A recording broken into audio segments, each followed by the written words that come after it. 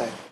तर उद्धव ठाकरे काळा बुरका घालून विधान परिषदेत मागच्या दारानं गेले असं रावसाहेब दानवेंनी म्हटले. भाजपचे माजी खासदार रावसाहेब दानवेंनी उद्धव ठाकरेंवर ही जहरी टीका केली.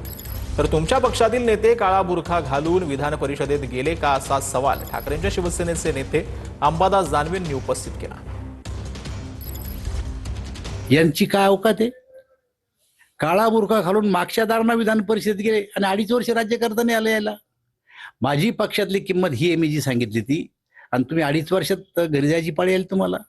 मी 35 वर्ष सरकार चाललं. मी वाघ आहे.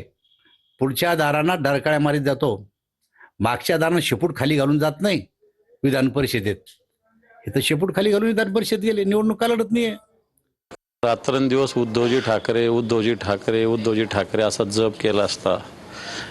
विधान परिषदेचं बोलले तुम्ही, तुमचे नितीन गडकरी कुठून गेले होते? नासं परांदे कुठून गेले होते?